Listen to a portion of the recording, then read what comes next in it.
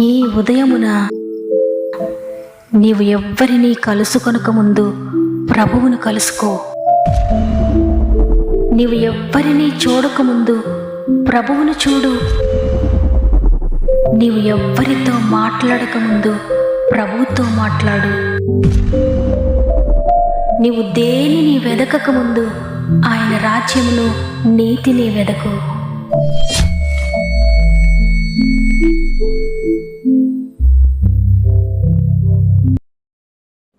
Praise the lord. ప్రభువును రక్షకుడైన యేసుక్రీస్తు వారి అతి శ్రేష్టమైన నామములో మీ అందరికీ నా యొక్క ప్రత్యేకమైన శుభములు తెలియజేస్తూ మరి ఒక్కసారి గాడ్ ఫస్ట్ అనే వాగ్దాన కార్యక్రమానికి మిమ్మల్ని అందరినీ ప్రేమతో ఆహ్వానిస్తూ ఉన్నాను. దేవుని కృపపై ఆధారపడి ఆయన కృపలో నిలిచి ఉండి ఆయన కృప ద్వారా ముందుకు నడుస్తున్నారని నమ్ముతున్నాను. ఉదయాన్ని ప్రారంభిస్తూ ఉండగానే ఎన్నో సమస్యలు, ఎన్నో భయములు ఎదురవుతాయి, ఎన్నో కలవరాలు మన హృదయంలో ఉంటాయి. అయితే ఆయన కృపలో నిలిచి ఉండి ఆయన కృపపై ఆధారపడిన వారి జీవితాల్లో ఏ ఒడిదుడుకులు వచ్చినా, ఏవి వారికి ఎదురైనా వారు దేవుని కృపపై ఆధారపడి ఆ కృప ద్వారా వాటన్నిటిని దాటుకుంటూ ముందుకు వెళ్ళిపోతారు. కాబట్టి ఉదయం మీ పరిస్థితులు ఏ విధంగా ఉన్నా, భయం ఉన్నా, బెంగున్న, చింతున్న, వ్యాధితో ఉన్న, ఆర్థిక బంధకాలతో ఉన్న, ఏ విషయం మిమ్మల్ని నలుగుకొడుతూ ఉన్నా ఎంత మాత్రం భయపడద్దు. ఆయన కృపపై ఆధారపడి ఆయన వైపు చూస్తున్న నీకు ఆయన సహాయం చేయబోతున్నాడు. అలసిపోక ఇంకా దేవుని కొరకు ఎదురు చూడండి. ప్రాముఖ్యంగా మీ ప్రతి ప్రార్థన అవసరత కామెంట్ ద్వారా నాకు తెలియచేయండి. మీరు పెడుతున్న కామెంట్స్ అన్ని చదువుతున్నప్పుడు, మేము మెసేజ్ చూస్తున్నప్పుడు, కొందరి జీవితాల్లో ఉన్న సమస్యలు చూసినప్పుడు నా హృదయం ఎంతో వేదనతో నిండిపోతుంది. కన్నీటితో మీ కొరకు ప్రభు సన్నిధిలో వేడుకుంటున్నాను. మీరు కూడా మీ భారాలన్నీ ప్రభువుపై వేసి కన్నీటితో ఆయనకు మొరపెట్టుకోండి. ఆయన మన ప్రార్థన ఎప్పటికీ త్రోసివేయడు, తప్పకుండా జవాబిస్తారు. ఈ వాగ్దానం చివరిలో మనమందరం కలిసి ప్రార్థన చేద్దాం. మనలను, మన జీవితాలను, మన కుటుంబాలను, మన సమస్యలను, మన ఆత్మీయ కుటుంబాన్ని అంతటినీ కూడా ప్రభు చేతులకు అప్పగించుకుందాం. ఆయన చేతుల ద్వారా అనేక అద్భుతాలు మనం పొందుకుందాం. సమస్త మహిమ, ఘనత, ప్రభావములు దేవునికే చెల్లునుగాక. ఈరోజు దేవుడు మనకు అనుగ్రహిస్తున్న శ్రేష్టమైన వాగ్దానం కీర్తనలు 123వ అధ్యాయము 2వ వచనం. దాసుల కన్నులు తమ యజమానుని చేతి తట్టును, దాసి కన్నులు తమ యజమానురాల చేతి తట్టును చూచినట్లు మన దేవుడైన యెహోవా మనలను కరుణించే వరకు మన కన్నులు ఆయన తట్టు చూచుచున్నవి. ఆమెన్. ఈరోజు వాగ్దానాన్ని వింటున్న ప్రియ సహోదరి, ప్రియ సహోదరుడా, ఇక్కడ భక్తుడు తన జీవితంలో అధిక తిరస్కారాన్ని చూచినప్పుడు, నిందను చూచినప్పుడు, వేదనకరమైన పరిస్థితులు గుండా వెళ్తున్నప్పుడు ఎవ్వరి వైపు ఆయన చూడట్లేదంట. ఆయన తన కన్నులను దేవుని వైపు ఎత్తుతూ ఉన్నాడు. ఆకాశమందు ఆసీనుడైన వాడా, నీ తట్టు నా కన్నులెత్తుచున్నాను అని పూర్తిగా తన జీవితాన్ని దేవునికి సబ్మిట్ చేసుకుంటున్నాడు. మనము ప్రభువుకి ఏ విధంగా సబ్మిట్ చేసుకోవాలో, మన జీవితాన్ని ఏ విధంగా దేవునికి సమర్పించుకోవాలో, ఎంతగా ఆయనకు లోబడాలో, ఏ విధంగా ఆయన కొరకు ఎదురు చూడాలో తెలియజేస్తూ ఉంది. మనం ఎంతగా తగ్గించుకుంటామో అంతగా హెచ్చించబడతాం, మనం ఎంతగా హెచ్చించుకుంటామో అంతగా తగ్గించబడతామని వాక్యం సెలవిస్తుంది కదా. ఎంతగా తగ్గించుకోగలరో అంతగా తగ్గించుకొని, ఎంతగా ఆయనకు లోబడగలరో అంతగా ఆయనకు లోబడితే మీరు ఊహించిన దానికంటే, మీరు అడిగిన దానికంటే ఉన్నతమైన కార్యాలు మీరు చూస్తారు. ఈ భక్తుడు ఉన్నట్లుగానే ఈరోజు మీరు కూడా తిరస్కారాన్ని పొందుతున్నారా? అహంకారుల నింద మీరు పొందుతున్నారా?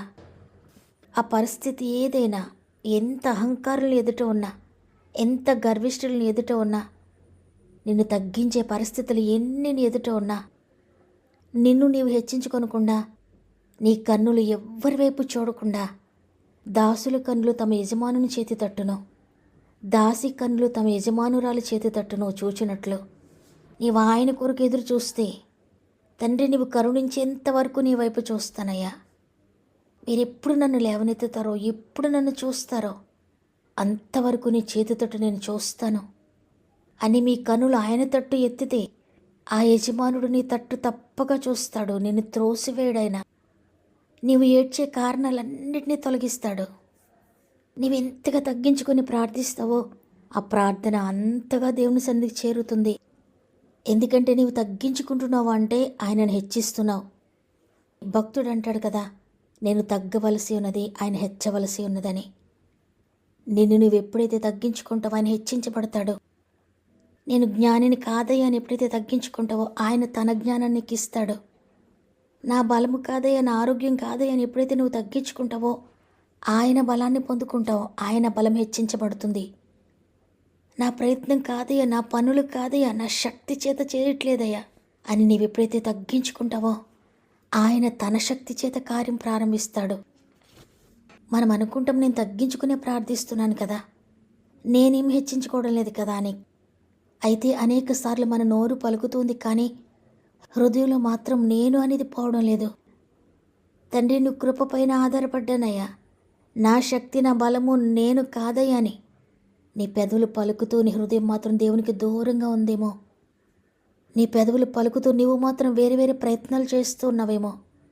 నీ పెదవులు పలుకుతూ దేవుని వైపు మాత్రమే కాకుండా అనేక మంది చేతుల తట్టు నువ్వు చూస్తున్నావేమో.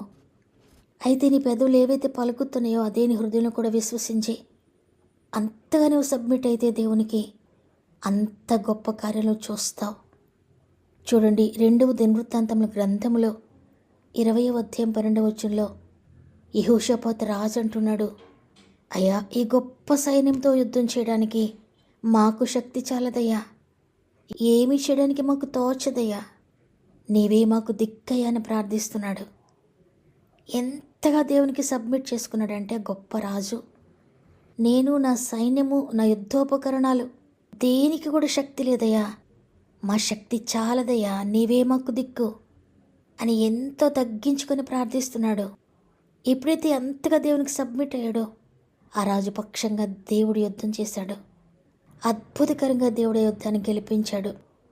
ఈరోజు మీరు కూడా తండ్రి నాకు ఏ యోగ్యత లేదు, నన్ను బట్టి ఎంత మాత్రం కాదయ్యా, నాకైతే శక్తి చాలదయ్యా, నేనైతే చెయ్యలేనయ్యా, నాకైతే దిక్కు తోచదయ్యా, నీవే మాకు దిక్కయ్యా అని ప్రార్థించినట్లయితే ఒక దాసుడు తన యజమానుడు చెప్పిన పనంతా చేసి అలసిపోయి తన ఇంటికి వెళ్ళేటప్పుడు ఏ విధంగా తన యజమానుని చేతి తట్టు చూస్తాడో, నా యజమానుడు నాకేమివ్వబోతున్నాడని ఆశతో ఎలా చూస్తాడో, దాసి కన్నులు తమ యజమానురాల చేతి తట్టు ఏ విధంగా చూస్తాయో అంత ఆశతో దేవుని వైపు ఎవరైతే చూస్తారో ఆయన కరుణించేంతవరకు ఆకాశము తట్టు కన్నులెత్తి అయ్యా నీవు తప్ప ఆశ్రయం లేదని ఎవరైతే ఆయన కొరకు మాత్రమే ఎదురు చూస్తారో వారు తప్పకుండా దేవుని కృపకు పాత్రులు అవుతారు. చూడండి, దావీదు మహారాజు కూడా అంటాడు, కొండల తట్టు నా కన్నులెత్తుచున్నాను, నాకు సహాయం ఎక్కడి నుండి వచ్చునో, యెహోవా వలనని నాకు సహాయం కలుగును అంటాడు. గొప్ప రాజులై ఉండి యెహోషాపాతు కానీ దావీదు కానీ దేవుని వైపు అంతగా ఆధారపడ్డారు. ఈరోజు ఈ మాటలు వింటున్న మీరు కూడా దేవునిపై అంతగా ఆధారపడితే ఆయన నిన్ను చూడడా, ఆ యజమానుడు నిన్ను కరుణించడా? తప్పక కరుణిస్తాడు ప్రియ సహోదరి. అయితే నువ్వు పూర్తిగా దేవునికి సబ్మిట్ చేసుకునే జీవితాన్ని ఇక ఎవ్వరి వైపు చూడొద్దు, ప్రభు వైపు మాత్రమే చూడు. ఒక దాసి చూసినట్టు అంతగా తగ్గించుకుని ఆయన వైపు చూడు. ఒక దాసుడు చూసినట్లుగా అంత తగ్గించుకుని ఆయన వైపు చూడు. నీవంత కృప పొందుకుంటావు, అంత కరుణ పొందుకుంటావు. నోటి మాటతో మాత్రమే కాదు కానీ నీ యంత్రాంగం నుండి పూర్తిగా ఆయనకు సబ్మిట్ అయ్యి, తండ్రి నీవే మాకు దిక్కని, తండ్రి నా పెదవులతో కాదయ్యా నీ వైపు హృదయపూర్వకంగా చూస్తున్నానని ఆయనకు తెలియచేయండి. అట్టివారిని ఆయన ఎప్పుడు కూడా నిర్లక్ష్యం చేయడు. ప్రేమగల తండ్రి నీకు వందనాలు. నీ కృప చేత మరొకసారి మేమందరం కలిసి ఒక ఆత్మీయ కుటుంబంగా మిమ్మల్ని స్తుతించే భాగ్యాన్ని అనుగ్రహించారు. మరొకసారి నీ చిత్తాన్ని మాకు తెలియచేశారు తండ్రి, నీకు వందనాలు. ఈరోజు మాతో మాట్లాడారు. దాసుల కన్నులు తమ యజమానుని చేతి తట్టు, దాసి కన్నులు తమ యజమానురాల చేతి తట్టు చూచినట్లు మన దేవుడిని యెహోవా మనలను కరుణించే వరకు మన కన్నులు ఆయన తట్టు చూచుచున్నవని ఏ విధంగా నీ వైపు చూడాలో మాకు నేర్పించారు. మీ చిత్తాన్ని మాకు తెలియచేశారు తండ్రి. ఇదిగో నీ వాక్కు ప్రకారంగా నీ వైపు చూచే భాగ్యాన్ని మాకు దయచేయండి నాయన. ఇంతవరకు అనేక మంది వైపు మేము చూస్తూ ఉన్నాం, అనేక మంది చేతి తట్టు మాకు సహాయం చేస్తారేమని చూస్తున్నాం. అయితే ఈరోజు మాకు అర్థమైంది, వారెవ్వరి దగ్గర నుండి మాకు సహాయం దొరకదు. నీ వైపు చూస్తే నీ దగ్గర నుండి మాత్రమే సహాయం దొరుకుతుందని. అందుకే ఇది మొదలుకొని నీ వైపు చూస్తున్నాను తండ్రి. కేవలం పెదవులతోటి కాదు, మాటలతోటి కాదు, అంతరంగంలోండి పూర్తిగా నీకు సబ్మిట్ చేసుకుంటున్నాను తండ్రి. మా జీవితాన్ని అంగీకరించండి, స్వీకరించండి. నీ కృపతో మమ్మల్ని నింపండి తండ్రి. మరి ముఖ్యంగా తండ్రి, సమస్యలో నీ బిడ్డలందరినీ చేతులకు అప్పగించుకుంటున్నానయ్యా. ఎంతమంది అయితే వారి సమస్యలు కామెంట్ ద్వారా నాకు తెలియజేస్తున్నారో ప్రతి ఒక్కొక్కరిని జ్ఞాపకం చేసుకోండి అయ్యా. ఆత్మీయంగా ఎంతమంది పడిపోయిన స్థితిలో ఉన్నారో లేవనెత్తండి అయ్యా. ప్రతి కుటుంబంలో రక్షణ కార్యములు జరిగించండి తండ్రి. మానసికంగా నలిగిపోతున్న వారిని లేవనెత్తండి అయ్యా. ఆర్థికంగా పడిపోయిన వారిని లేవనెత్తండి అయ్యా. అప్పుల్లో కూరుకుపోయిన వారిని లేవనెత్తండి అయ్యా. అనారోగ్యాలతో మంచంపై ఉన్న వారిని, మరణకరమైన పరిస్థితులు ఉన్న వారిని లేవనెత్తండి అయ్యా. నాకన్నీ ఉన్నాయి కానీ మనశ్శాంతి లేదు, నెమ్మది లేదు, నా హృదయంలో సమాధానం లేదని ఎంతమంది బాధలో ఉన్నారో పరిశుద్ధాత్ముడా నీ యొక్క సమాధానం దయచేయండి అయ్యా. ఎంతమంది ఉద్యోగులు నెమ్మది లేక ఉన్నారో సమాధానం దయచేయండి. ఎంతమంది ఉద్యోగుల సమస్యలతో ఉన్నారో విడుదల కలుగునుగా యేసునామములో. ఎంతమంది వ్యాపారంలో నలిగిపోతున్నారో విడుదల కలుగునుగా యేసునామములో. ఎంతమంది కుటుంబ సమస్యలతో, ల్యాండ్ ఇష్యూస్తో, ఇంటి సమస్యలతో, అన్యాయంగా కోర్టు కేసెస్తో నలిగిపోతున్నారు, యేసునామములో విడుదల కలుగునుగాక. ఇండ్లు కోల్పోయినా, ల్యాండ్స్ కోల్పోయినా, ఏది కోల్పోయినా తిరిగి రెస్టోర్ చేస్తున్నందుకు నీకు వందనాలయ్యా. ఎగ్జామ్స్ రాసిన బిడ్డలందరికీ తోడే ఉండండి. రిజల్ట్స్ కొరకు ఎదురు చూసిన బిడ్డలకు చక్కటి రిజల్ట్స్ దయచేస్తున్నందుకు వందనాలు. వ్యవసాయాలను దీవించండి, పాడి పంటలు దీవించండి, చేతి పనులను దీవించండి. స్వంత గృహాలను బిడ్డలందరికీ స్వంత గృహాలు మీరు అనుగ్రహిస్తున్నందుకు వందనాలు. గర్భఫలం లేని ప్రతి కుమార్తెను కూడా మీరు ముట్టండి నాయనా. ప్రతి గర్భము తెరుస్తున్నారని నమ్ముతున్నాను. వివాహాల కొరకు ఎంతమంది ఎదురు చూస్తున్నారో తండ్రి, అద్భుతం జరిగిస్తున్నందుకు వందనాలు. ఈరోజు ప్రత్యేకంగా పుట్టినరోజులు, పెండ్లి రోజు జరుపుకున్న వారందరినీ కూడా జ్ఞాపకం చేసుకోండి. సంవత్సరం అంతా తోడుగా ఉండి నడిపించండి. ఈ దినమును ప్రారంభిస్తూ ఉండగా ఈరోజంతా ఆత్మీయ కుటుంబం అంతటికి తోడైండి నడిపిస్తారని యేసయ్య పరిశుద్ధమైన నామములో అడిగి వేడుకుంటున్నాను తండ్రి, ఆమేన్. ఆయన కొరకు ఎదురు చూస్తున్న, ఆయన కొరకు కనిపెట్టుకుని ఉన్న మిమ్మల్ని ఎప్పటికీ కూడా ఆయన సిగ్గుపరచడు. ఈ వాగ్దానం మీ కొరకే. విశ్వసించండి. దేవుడు నాతో మాట్లాడాడని వారందరూ కూడా ఆమెను కామెంట్ చేయండి. మీకు అనుకూలమైతే లైక్ చేయండి, తెలిసి వారందరికీ షేర్ చేయండి. దేవుని చిత్తమైతే తిరిగి రేపు అందరం కలిసి ఆయనను స్తుతిందాం. అంతవరకు ప్రభు మీకు, మీ కుటుంబాలకు తోడేండి నడిపించును గాక. God bless.